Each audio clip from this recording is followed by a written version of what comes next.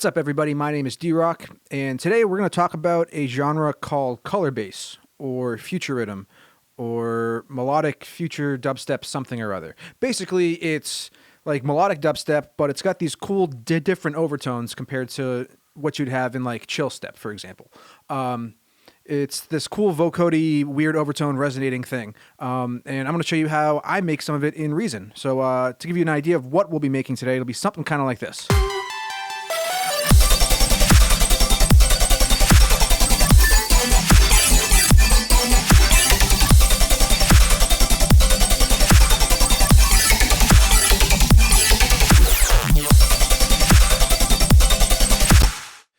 So essentially, I've got three different styles of basses here. I've got one down here in this blue, one in this blue-green, and then one up here in this yellow. So I'm going to show you my my method of making this inside of Reason. So let's go over here and create a new session. And we're going to go all the way from a blank slate here. So all that can go away. And there's two basic principles to this that I like to do, at least. You've got a bass, and then you've got a chord stack, and you're just vocoding between the two. So we're going to start by making the bass first. The bass, I'm going to make it in Serum. It's going to be a pretty standard growl. I'll try and make it quickly here.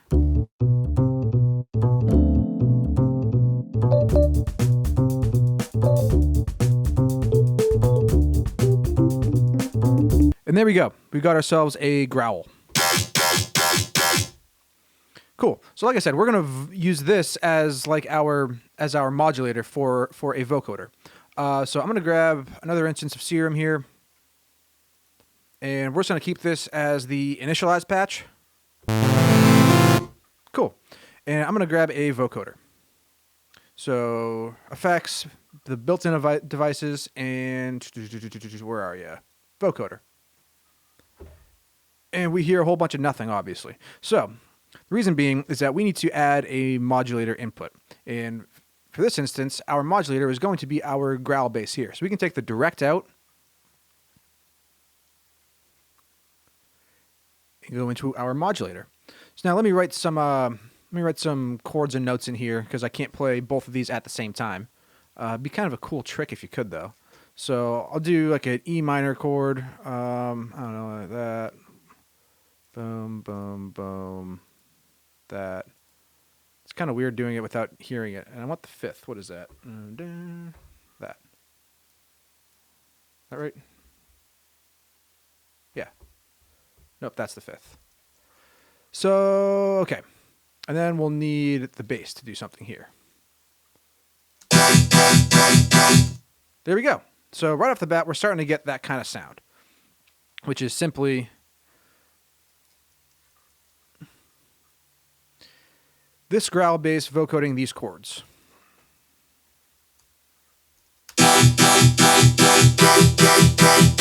We can do some things to clean up the sound a bit more. Let's jump this to the 32 band.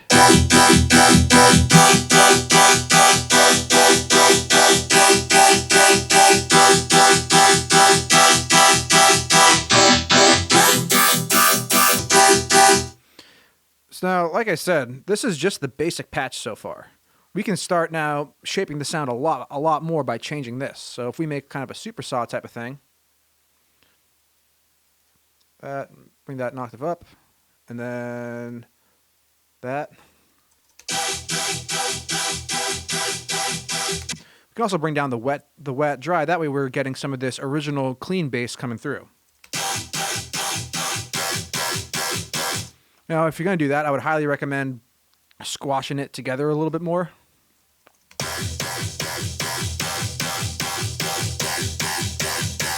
I would also recommend bringing down the decay here. That way it's following the shape of the growl that's modulating the vocoder a bit more closely.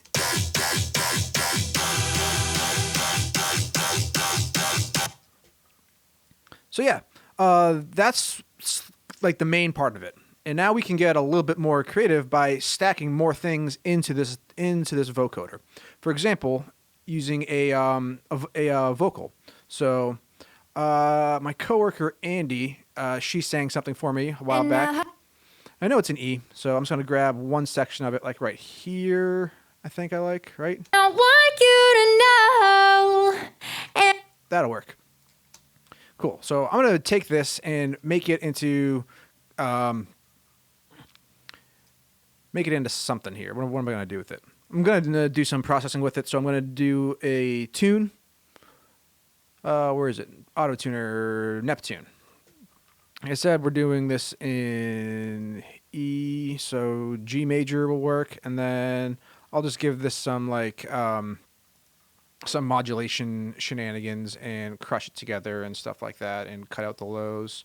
Probably not those, like that, U and U. One thing, I always like to have my hyperdimension after my distortion. That way the distortion gets wider. So let's do this. We don't need all that low stuff in there. This is probably going to sound like trash, but let's see. And we want this as tuned as possible.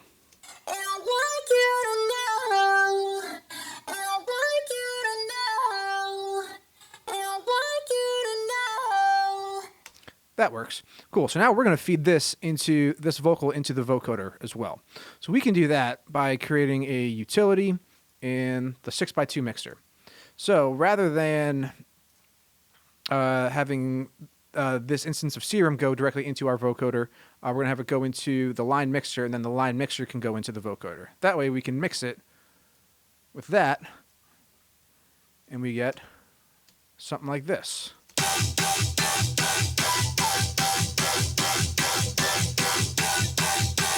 So you can start to hear that that like kind of vocally timbre that's going to happen now.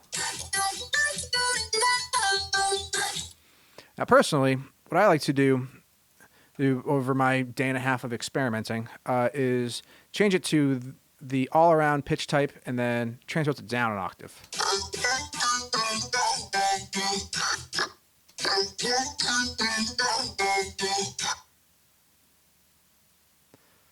I'll duplicate this last part here.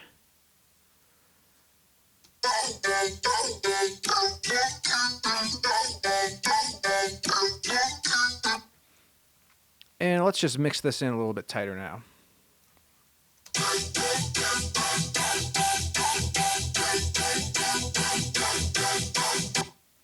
I want this last one to be like up an octave.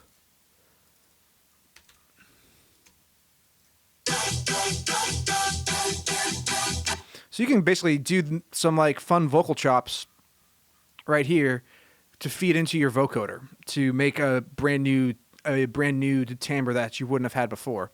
Couple other things that I like for this genre in particular is to do a high arp thing with the with your chords. So I'm just going to take the chord stack, take 4 of them, and we'll do something like this. I'll make this go twice as fast, because why not?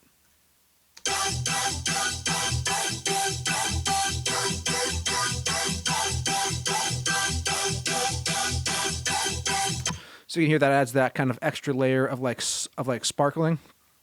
And so far, I've only been using like a supersaw type thing. We can swap it around with like one of my favorite sounds to make is this Corpus Strong right here.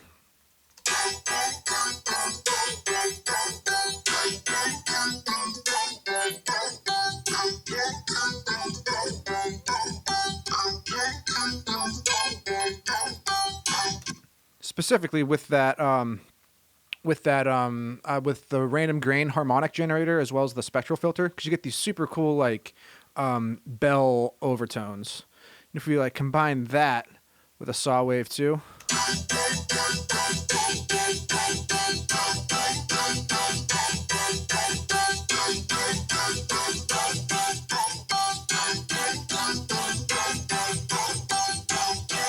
you just get a little bit of like extra sparkle.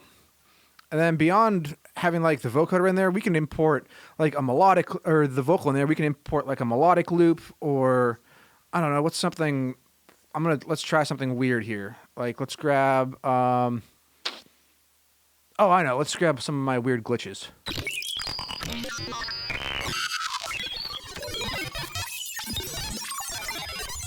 that one, because that one's weird and cool.